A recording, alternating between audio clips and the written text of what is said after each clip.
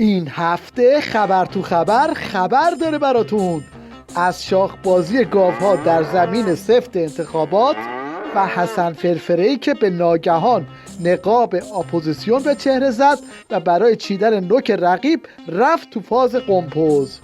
این که در طول 38 سال فقط اعدام و زندان بلدونم. شما روزی که 750 میلیارد دلار پول نفت در دستتون بود برای مردم چه کردید؟ این شیخ فری طوری از 38 سال گذشته حرف میزنه که انگار خودش هم یکی از زندانی ها بوده. خودتی شیخ حسن، خودتی. کی بود پیشنهاد اعدام تو نماز جمعه رو میداد؟ کی بود حجاب رو تو اداره ها اجباری کرد؟ 18 تیر 78 کجا بودی؟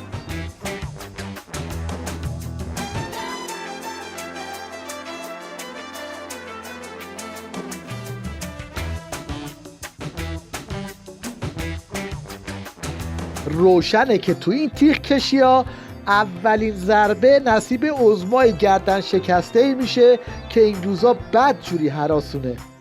شهید مشکل گشاتر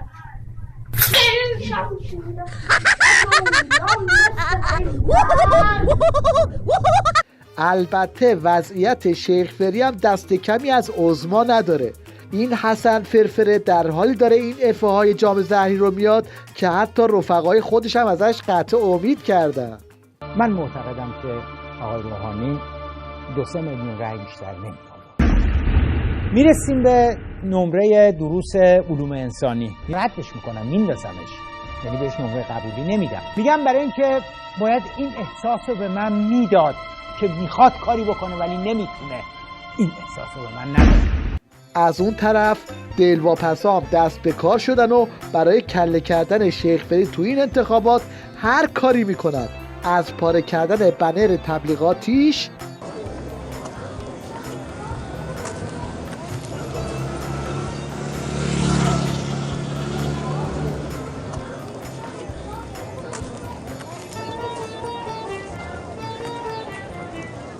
تا عربده کشی های ولایت مدارانه و تهدید به حذف طرف. هرگاه به رهبر این مملکت دهنکجی کنی، هرگاه به رهبر این مملکت دهنکجی کنی، او یه چیزی میگه، فردا میری یه چیزی دیگه علیهش میگی که دل نیروهای انقلابی رو بسوزونی. مطمئن باش لحن ما علیه خودت تندتر میکنی. جناب عالی، ما دعا میکنیم مثل بنی صدر نشیم، دعا میکنیم مثل منتظری نشیم، دعا میکنیم مثل خاتمی نشیم، ولی خودت داری این مسیر رو میری.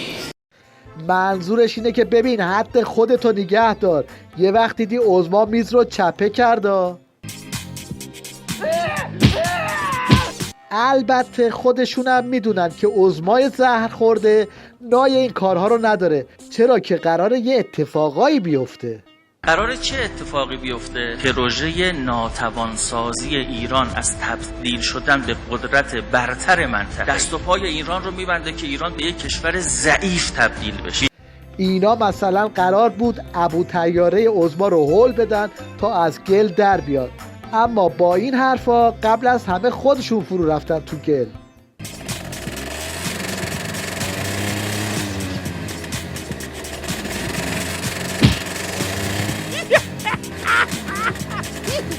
حالا یه سری بزنیم به مجلس روزخونی حجت الاعدام رئیسی که داره آرزوهای برباد رفته عظما رو نشخوار میکنه تا شاید بتونه بسیجی‌های وارفته رو سرپا کنه.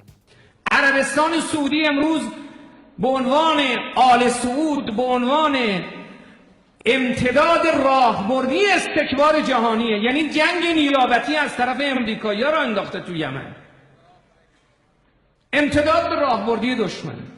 ما هم یه امتداد راهبردی داریم.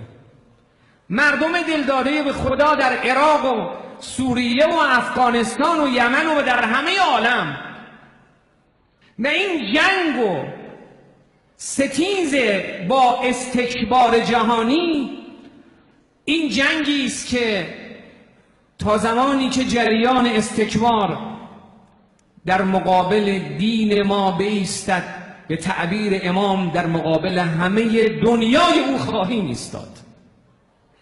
این ایستادنی که میگه منظورش یه چیزی تو این مایه هاست.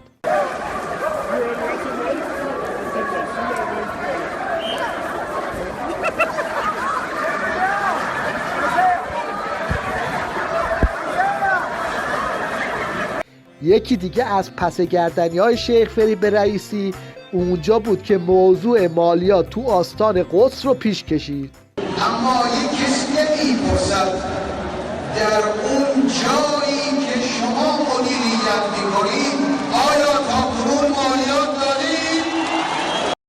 آبراهام دراکولا هم این پس گردنی رو با یه لگد چرخشی برگردوند و گفت چی میگی تو؟ امام گفته. امام با دستخط خودشون مقام فرمودن آستان قدس رضوی و شرکت‌های وابسته مالیات ندهند، همون رو هم هزینه برای زائرین و فقرا کنند. از همون زمان این کار آغاز شد. این که من دارم میگم مال حدود 30 سال قبله، مال الان نیست. و این 30 سال همین روش ادامه داشته. یعنی شیخ فری اومد یه تیکه آشغال بندازه سمت رئیسی، رئیسی با آشغال دونی امامش جوابش رو داد.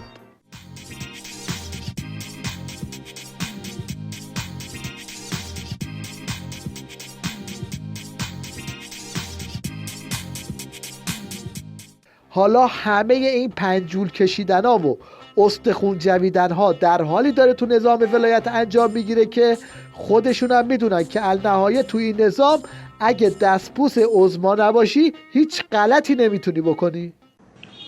فرمود رئیس جمهور منتخب مردم اگر از طرف ولی فقیه نصب نشود طاغوت است. هزار کسی واجد شرایط باشه تا اذن از طرف امام نباشه پرسشی نداریم. صلاحیت هم داشته باشه، خیلی خوب هم بلد باشه مدیریت مردم، همه مردم هم قبولش داشته باشه. او حق حکومت کردن به اونها نداره. مردم چه کارن که به کسی حق بدن؟ مگه خودشون دارن هم چه حقی؟ منظورش اینه که رئیس جمهور تو نظام ولایت یه مترسک بیشتر نیست.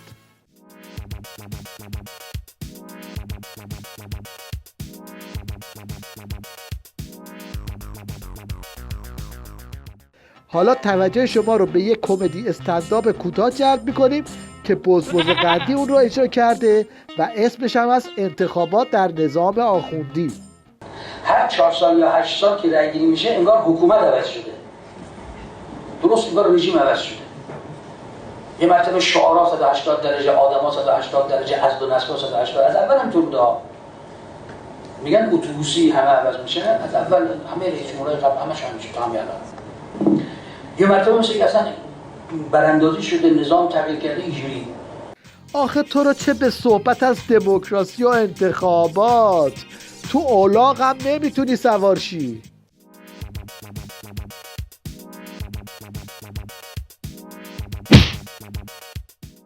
مقوله‌ای به نام کنسرت یک دیگه از موضوعاتیه که ریش رئیسی و پدرزنش یعنی علم الهدی رو حسابی گیر انداخته و مجبورش کرده تو فیلم مستندش از این پرت و پلاها بگه. ما معتقدیم که کنسرت دو قسمه، کنسرت هنجارمند، حتما کنسرت هنجارمند من دنبال ایجادش هستم و دنبال توسعه‌اش هم هستم. کنسرت هنجار شکن هیچ که تو کشور قبول و حالا نمونه ای از یک کنسرت هنجارمند که قرار توسط رئیسی گسترش هم پیدا کنه.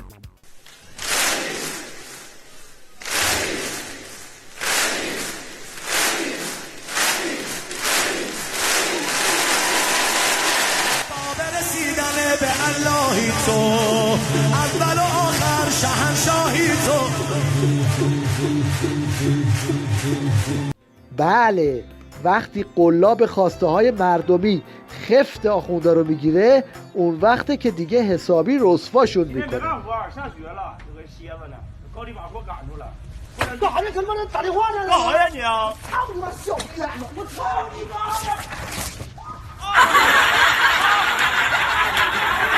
حالا بعد از این همه جنگولک بازی های آخوندی یه سری به مردم بزنیم و ببینیم واکنششون در برابر این کاندیداهای قلابی و نمایش های مسخرشون چیه؟ آقا رأی بدیم چی بشه؟ واسه چی رأی بدیم؟ شما بگو واسه چی ما راحت رأی بدیم؟ رأی میدیم اتفاقی نمیفته. با آقای روحانی رأی دادیم چی شد؟ من الان دارم حرفایی که زده رو کدومشو گفت آقا مردم یه کاری میکنم همه نیازی به این 45000 تومان نداشتن، الان برای 1000 تومان ملت 1000 جور ملق دارن میزنه. اصلا به هیچ که رأی نمیدن دیگه، برای که همین حرفاشو دروغه. میدونم حالا اینو نشون نمیدن ولی ما رئیس جمهور پاچه‌خوار نمیخوایم. میرن پول میدن سوریه، فلسطین، مکه. آقا ما مکه نمیخوایم، چرا به زور میرید التماس میکنید؟ وقتی میان یه نفر رو رد صلاحیتش میکنن به خاطر 4 تا چیز مسخره، یعنی چی؟ یعنی دارن انتخابات رو هدایت میکنن به سمت کسی که خودشون میخوان انتخاب کنن. یادی هم بکنیم از عنتری نژاد که این روزها حسابی دیپرس شده و گهگداری تو اینترنت یه وزوزی میکنه. نکته اول درباره آزادی است. خب در کشور ما آزادی به طور مطلق وجود داره، حد و مرزی نداره، اما فقط در یک جا، علیه دولت قبل و بنده و همکارانم. مشکل عنتری نژاد این بود که یابو برش داشت و کمربند ایمنیش رو تو ماشین ولایت نبست. این بود که شطلق پرت شد بیرون. اینقدر وعده های دروغی کاندیداها و آمار و ارقام کشکیشون برای فریب ملت زیاد شده که صدای همکاسه های خودشون رو هم در آورده. وقتی که دولت توی پرداخت یارانه 45500 تومان گیر کرده مونده، اون وقتی آقای رئیسی میاد میگه 3 برابرش میخوام بکنم، وقتی آقای قالیباف میگه میخوام 250000 تومان بکنم، من یه پست نوشتم امروز تو اینستاگرامم گذاشتم که انتخابات ریاست جمهوری هم و جدول سر، یعنی به شورای نگهبان گفتم شورای نگهبان خدا رحمت اون شیری که خوردی، تو که این همه مسائل اعتقادیشون میاد، یه تست جدول ضرب از این به قرآن والا، یه تست جدول ضرب از اینایی که میخوان داوطلب ریاست جمهوری بشن بگید. این حجت الاسلام کلنگی هم که ظاهرا مدتی تو تور جهنم کار میکرده، اومده تا با این حرفای فاشیستی دل پامنبریاش رو خوش کنه. صراط راهه. شما هم که میگی که پل صراط هم که میگی اینطوریه، چون از اولین و آخرین اونجاندشون همه هستن شلوغ خیلی، بیشتریشون هم اهل جهنمن دیگه قاعدتا. فقط ما شیعیان امیرالمومنین و اینها از اول تا به حال ما انشاءالله اهل نجات میریم بهشت. آقا بله خوشحال باشیم آقا میریم بهشت انشاءالله. اونا میرن جهنم آقا، مخالفین ولایت همه میرن جهنم، والله العلی العظیم همه‌شون میرن بهشت، میرن جهنم، این حرفی درش نیست. اما شیعیان امیرالمومنین خود حالاتش رو میدن یا خورده، اما میرن بهشت آقا انشالله. این هم یه فقره شوخی شیخ مهدی با همریشاش، البته شوخی که چه عرض کنم، اعترافه. خواهش میکنم همه دست تو جیبتون بکنید و امروز هممون برای سلامتی امام زمان، چون ماه شعبان هم هست، بذارید من خودم هم بذارید ترابلا نباشه باور کن دیگه آخه همین که آخون پول میده از علائم ظهوره.